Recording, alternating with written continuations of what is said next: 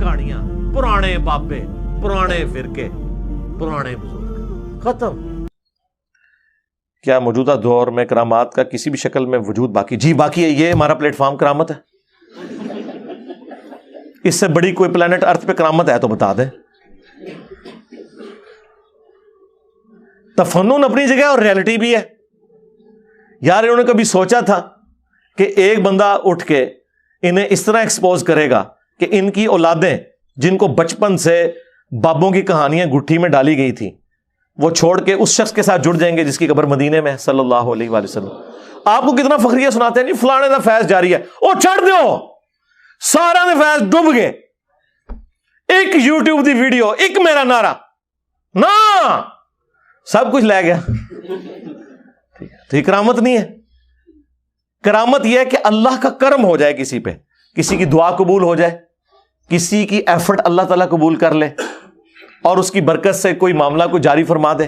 یہ لادہ بات ہے کہ تبلیغی جماعت اتنی بڑی کرامت ہے, لیکن دیوبندیوں کے نزدیک, بریلویوں کے نزدیک گمراہی کے پیشوا ہیں یہ. اور باپا جانی کی دعوت اسلامی اتنی بڑی کرامت ہے بریلویوں کے نزدیک, لیکن دیوبندیوں کے نزدیک گمراہی کی پیشوائیت کا شرف انہیں حاصل ہے. تو تعداد کی بنیاد پہ, جماعتوں کی بنیاد پہ تو یہ ایک دوسرے کو نہیں ماننے کے لیے تیار, تو یہ چھوڑ دیں. تو کرامت کے اوپر میں نے مفتی منیب الرحمان صاحب حافظہ اللہ نے جب میرے خلاف ایک مضمون لکھا دنیا اخبار میں, تو میں نے ان کی طبیعت صاف کی تھی کرامت اور معجزے کے حوالے سے کہ ہم مانتے ہیں لیکن وہ چیزیں جو واقعی رپورٹ ہوئی ہیں.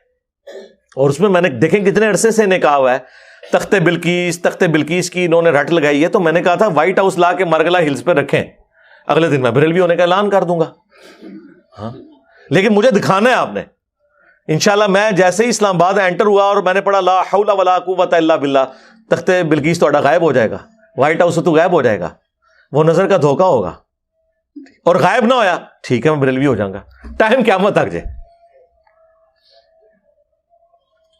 کرامات کی وجہ سے مقام طے کرنا, کوئی مقام طے نہیں ہوتے سرکار. یہ کل وہ ایک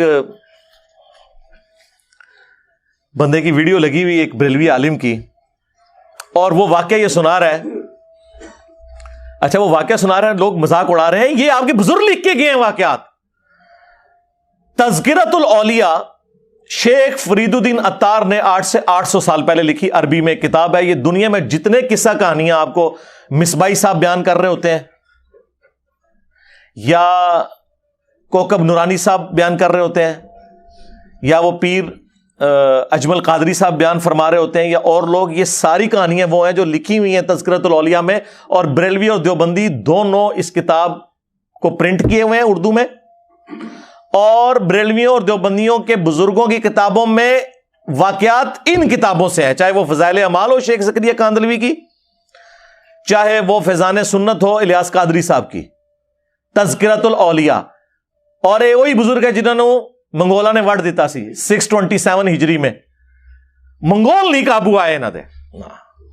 یہ ساری کہانیاں آپ کو جتنی جنید بغدادی, بایزید بستامی, داؤد طائی, معروف کرخی, سری سکتی, ساری سٹوریاں یہ اس کتاب میں لکھی ہوئی ہیں. اس میں وہ یہ واقعہ لکھا ہوا ہے جو مولانا بیان کر رہے تھے اور لوگ ہنس رہے تھے. یار آپ ان بچوں پہ ہنس رہے ہیں, یہ تو ان کی جائز روحانی اولادیں ہیں, شیطانی اولادیں نہیں ہم کہتے, پھر یہ برا مانیں گے کہ جنہوں نے یہ واقعات لکھے ہوئے ہیں. اور واقعہ کیا بیان کر رہے ہیں؟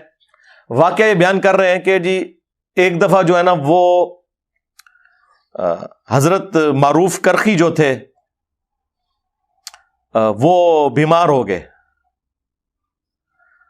حضرت سری سکتی, یہ پوری ایک چین ہے نا جو تصوف کی چلتی ہے نا, وہ کہتے ہیں جی مولا حسن ابن علی کے مرید تھے حسن بصری, اور حسن بصری کے آگے مرید تھے حبیب العجمی, اور ان کے آگے تھے مرید تھے داؤد طائی, اور ان کے آگے سے مرید تھے معروف کرخی, اور ان کے آگے سے مرید تھے سری سکتی, اور پھر آگے مرید تھے جنید بغدادی, اور یہ پوری وہ چین چلاتے ہیں.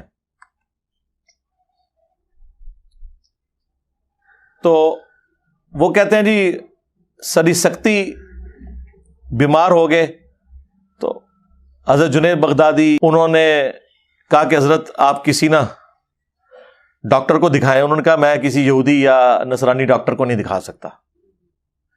سرکار نگاہ مارو نا اپنے ہوتے, ڈاکٹر کو لے کے جانا ہے. یہی تو ہم کہتے ہیں, ہمیں کہتے ہو مزاروں پہ جاؤ, خود جو ہے وہ آغا خان میں اور شفا انٹرنیشنل میں علاج کرواتے ہو. آج کے لوگ بھی یہی کر رہے ہیں, اس زمانے میں بھی یہی کرتے تھے.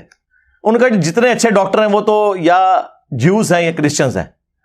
تو میں تو وہ نبض چیک کرے گا تو میں نبض تو نہیں دکھا سکتا, ہاتھوں میں ہاتھ نہیں دے سکتا. دیکھو کس چیز کو کس سے ملایا ہوا انہوں نے. تو پھر خیر وہ ایک کہتے ہیں یہودی کسی ڈاکٹر کے پاس, طبیب کے پاس گئے. انہوں نے کہا یار چھوڑ دیں, آپ نا اپنے حضرت صاحب کا پیشاب مبارک لے آئیں. یہ مبارک تو میں نے لگایا نا عزت کے لیے, بزرگوں کا نام عزت سے لینا چاہیے, کیونکہ وہ پیشاب ٹیسٹ سے بھی بتا دیا کرتے تھے. اچھا وہ کتنا پہنچیا, وہ پیشاب تک کے دس رہا ہے, انہوں نہیں پتا انہوں کیڑی بیماری لگی ہے. میں تو پھر انج جناب پڑھاں گا. وہ کہتے جی جب پیشاب لے کے گئے, اس نے پیشاب دیکھا, کلمہ پڑھ کے مسلمان ہو گیا. اچھا کیوں جی, کیا ہو گیا؟ وہ کہتے جی کسی عاشق دا پیشاب ہے. تو اس نے کہا یہ عشق, اچھا انہوں یہ بھی پتا لگا کہ عشق الہی دا رنگ ہویا ہوا ہے یا کسی یعنی عورت کے عشق میں ہے, کسی منڈے دے عشق میں ہے. ہاں منڈے دے عشق بھی ہے جی, یہ مادھو لال حسین. ہاں یہ وہ میاں تے ہے, ہوں دی گل ہے پرانے بھی.